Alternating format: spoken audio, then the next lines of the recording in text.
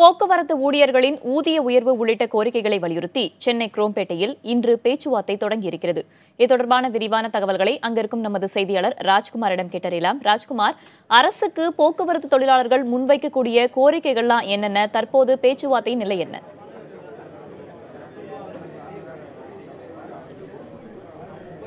தற்போது போக்குவரத்து தொழிலாளர்களின் 13வது ஊதிய உயர்வு குறித்த பேச்சுவார்த்தை 7வது கட்டமாக இன்று பேச்சுவார்த்தை தொடங்கியிருக்கிறது. ஏற்கனவே வேலைநிறுத்தம் போராட்டத்திற்கு பிறகு அமைச்சருடன் நடைபெற்ற பேச்சுவார்த்தைக்கு பிறகு நிலுவைத் தொகைக்கான உடன்பாடு ஏற்பட்டது. அதன் அடிப்படையில் மற்ற கோரிக்கைகள், இதர கோரிக்கைகளை இந்த பேச்சுவார்த்தையில் பேசப்பட்டு வருகிறது. தற்போது இந்த பேச்சுவார்த்தையில் அண்ணா தொழிற்சங்கம், தோமுசா, சிஐடி உள்ளிட்ட 47 தொழிற்சங்கத்தினுடைய பிரதிநிதிகள் பங்கேற்றிருக்கிறார்கள்.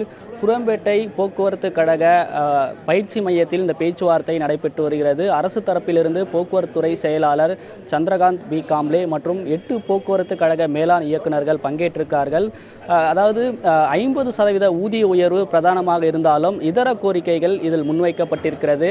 அதாவது போக்குவரத்து துறையில் 2003ஆம் ஆண்டுக்கு பிறகு பணியில் சேர்ந்திருப்பவர்களை ஓய்வூதிய திட்டத்தில் அவர்களை இணைக்க வேண்டும். தற்காலிக பணியாளர்களாக போக்குவரத்து துறையில் 8000 பேர் பணியில் இருக்கிறார்கள். அவர்களுக்கு பணி நிரந்தரம் செய்ய வேண்டும். அதேபோன்று நடத்துனர், ஓட்டுநர் தவிர வாரிசுதாரர்களுக்கு, இதர துறையில் பணியாற்றுபவர்களுக்கு பணி நியமனம், வாரிசுதாரர்களுக்கு பணி நியமனம் வழங்க வேண்டும். அதேபோன்று போக்குவரத்து துறையை மேம்படுத்தவும், பணிமனைகளை மேம்படுத்த கூடுதலாக பராமரிப்பு செலவுக்காக நிதி ஒதுக்கீடு செய்ய வேண்டும் உள்ளிட்ட மொத்தம் 30 அம்ச கோரிக்கைகள் தொழிற்சங்கத்தின் சார்பில் முன்வைக்கப்பட்டிருக்கிறது. இந்த இதர கோரிக்கைகள் குறித்து இன்று இந்த பேச்சுவார்த்தையில் பேசப்பட்டு வருகிறது.